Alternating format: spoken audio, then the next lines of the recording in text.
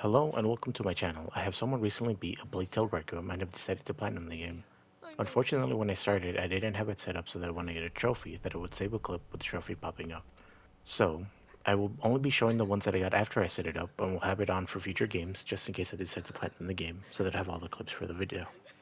After this first part of the video, I will give my final thoughts on the game and how it felt on the second playthrough. So, let's begin. The first thing that I went for were the collectibles. I had 7 of the 21 souvenirs and 7 of the 12 from People's Herbariums. I decided to go for the souvenirs first since I was missing more of them. Goodbye, sir. After I saw a video showing where I could find them, I went chapter to chapter looking for the souvenirs. Some of them took a little longer than others since I didn't have a nearby checkpoint. After collecting the ones I missed through my initial playthrough, I got the trophy to pop. After collecting them, I went for the missing herbarium collectibles, and as it turned out, the flowers and bird feathers are separate trophies. I was missing 2 flowers and 3 feathers. We'll be alright soon. It looks untouched. The next trophy was for interacting with all of the old protector's items, those being this tent, Look at that. the statues, So that was his the bed. bed, It's beautiful. Look. toy horse, It's lovely. Toys. toys, He was. What of it? armor, It's a sword and spears. weapons, Look. Wax tablets, tablet. whatever this thing is, jars, jars, Empty. No. Did you more find something? jars, This table. a furnace, a table, Hey. From here. a place to observe the table from above, and finally, some scrolls. Scrolls. Probably about Basilius. They're in Latin. For this trophy, I had to get past this guard without killing him, so I had to blind him with the tar in order to get through. We don't have time for this! Run! To the stairs!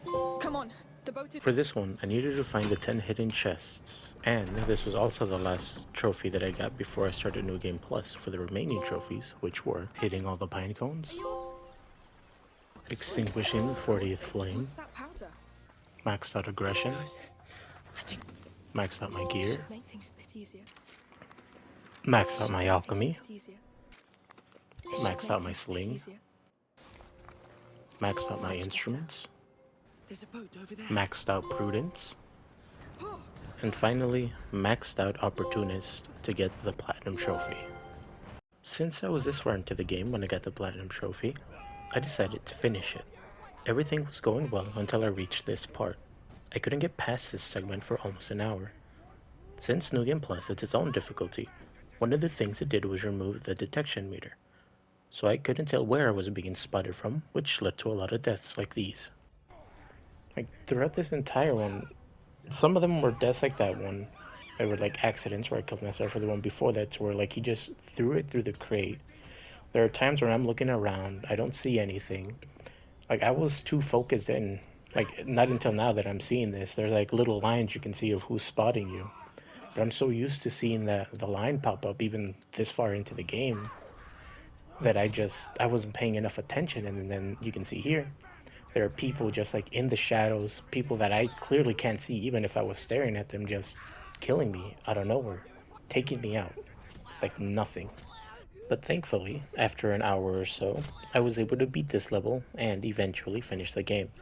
And what was my reward for overcoming this ordeal? Another crossbow skin. Well, I understand that the rewards shouldn't always be OP, like having unlimited ammo. Just adding something like new outfits or reusing outfits like the red one when we found out more about the Child of Embers would have been nice. With that out of the way, I will give my final thoughts on the game and how different it felt on the second playthrough. The review portion of this video won't be very long or in-depth, because I'm not very good at putting my thoughts into words. I completely rewrote this review part a few times before I was okay with what I had to say, so let's begin. For the gameplay part, the stealth in the game was alright. I personally prefer going in loud, but that wasn't always possible, because they are young kids fighting trained adults after all, and some of the enemies have armor, making it harder to get a quick kill, giving other enemies more time to close in for the kill. On my second playthrough, I was able to play more risky because of the passive buffs I had unlocked, and some of the upgrades I had in the late game I could now use from the beginning, so I was able to play the game the way I liked a little more. I also used more of my arsenal more effectively, because for some reason I completely forgot that you could use the tar to make the flames brighter, which would blind the enemies or push back the rats. If I had remembered that, I would have saved so many jars and been able to use them on enemies instead of clearing a few rats. The combat was at its hardest when I couldn't find a way to stealth kill or thin them out, so that I could get through. Since getting spotted was almost always a guaranteed death, stealth was the most viable option, which is something that I'm not always good at. Thankfully, this didn't have many segments where you get spotted, you restart. I genuinely hate it when they do that in games. But I also understand that for the story, no one is supposed to know that you were ever there. Thankfully, none of the puzzles were difficult to the point where I needed to look up a tutorial, since for puzzles, I tend to overthink them and get stuck on them. The crafting was fine. I never felt like I was short on supplies to craft what I needed. I loved the companions. I liked that they each had their own specialty. Lucas with his stupefatio to extinguish flames or stun enemies. Arnold would make segments with enemies trivial as long as I made sure he wasn't getting overwhelmed. Hugo could control the rats to kill enemies or just to get them out of the way. And my personal favorite, Sophia with her gem to distract the enemies or to channel the light to get us through the rats unscathed. I liked the way that the story was told with how the macula was reawakened because Hugo wanted to save Amicia. That then gives him a dream of an island that has water that can cure him of the macula. That leads them to separate themselves from their mother when the opportunity arrives, which puts them in a situation to become allies with Arnud, who tried to kill them not that long ago, and he introduces them to Sophia, which gets them to the island to start the search for the cure, and that island has a cult. The cure turns out to not be real, and that the Order imprisoned the last carrier and were probably planning to do the same to Hugo. The cult that lives on the island finds out that Hugo is their child of Ambers, so they end up killing his mother, which leads him to almost giving himself to the macula to kill the Countess and destroys the island in the process of avenging his mother. So the Count chases after them and is able to separate them, and Hugo thinks that Amicia is dead, so he finally gives himself to the macula. And after realizing she is still alive, he has to convince Amicia to kill him to save the world from the macula. Some of my favorite parts of this game were when they were just able to be kids, like in the beginning tutorial, when they were playing hide and seek, or when they reached the town after almost dying to the beekeepers and their family members over a misunderstanding of all things.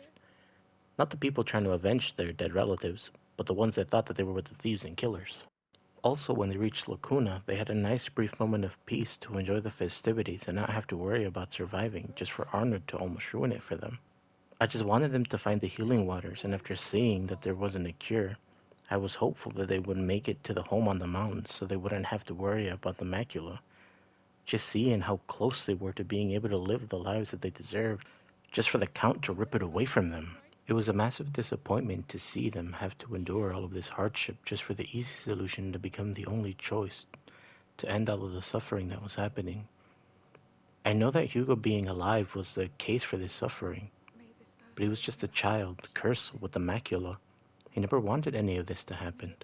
He loved this world and everything that it had to offer, which is why he had to convince Amicia to kill him, so that no one else would have to suffer because of him.